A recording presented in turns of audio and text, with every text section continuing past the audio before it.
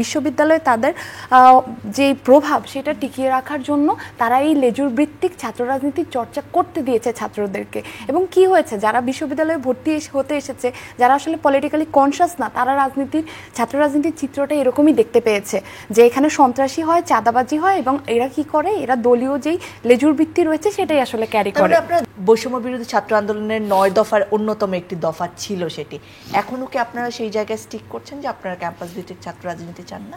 আমি যদি 9 দফার কথা বলি, সেখানে বিষয়টা এরকম ছিল, সেখানে কিন্তু বলা ছিল না যে আমরা ছাত্র রাজনীতি নিষিদ্ধ চাই।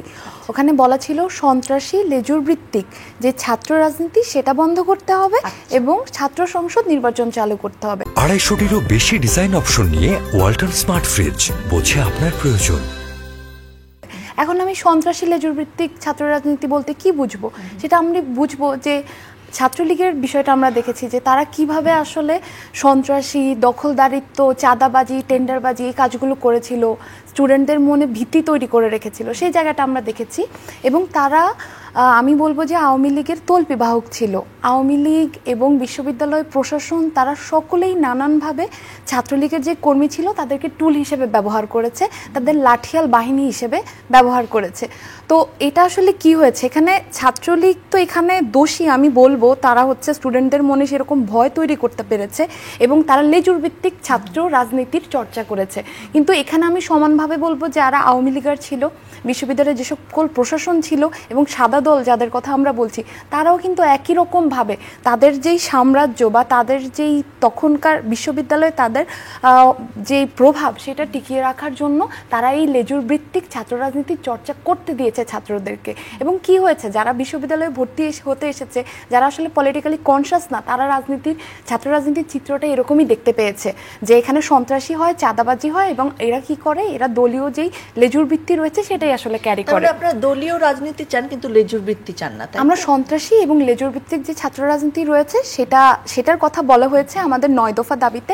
এবং পরবর্তীতে আমরা প্রেক্ষাপটটা যেটা দেখলাম সেটা হচ্ছে এই সময়ে এসে স্টুডেন্টদের এই যে রাজনীতিকরণের যে চিন্তাভাবনা এবং রাজনীতি বিমুখ যে চিন্তাভাবনা সেটা আসলে খুবই স্ট্রংলি গড়ে উঠেছে। এবং এইটা আসলে শুরু হয়েছিল এরশাদের আমল থেকে।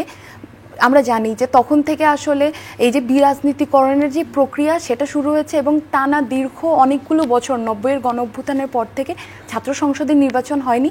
তো আমি বলবো যে আমাদের যে 9 দফা দাবি সেখানে আমরা ডিরেক্টলি বলিনি যে ছাত্র রাজনীতি নিষিদ্ধ চাই, আমরা স্পেসিফিক্যালি বলেছি তাহলে দল থাকবে কিন্তু দলগুলোর সংস্কার হতে হবে, তাই তো?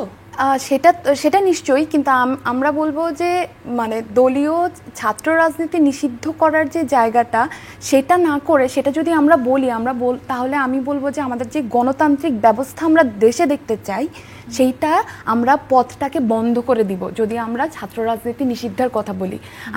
আমাদেরকে ডিটেক্ট করতে হবে যে সন্ত্রাসী এবং লেজুর ভিত্তিক ছাত্র রাজনীতি যাতে না থাকে, এইটার যাতে আমরা সংস্কার করি। এখন যারা ঢাকা বিশ্ববিদ্যালয়ে দাবি জানাচ্ছেন বন্ধের কথা, তারা বৈষম্য বিরোধী ছাত্র আন্দোলনের ব্যানারে জানাচ্ছেন না, তাই তো? তারা বৈষম্য বিরোধী ছাত্র আন্দোলনের ব্যানারে সেরকম ভাবে জানাচ্ছেন না, কিন্তু একটা মানে ম্যাক্সিমাম স্টুডেন্টদের এই মন মানসিকতা গড়ে উঠেছে, ছাত্র রাজনীতির বিরুদ্ধে একটা মনোভাব তৈরি হয়েছে।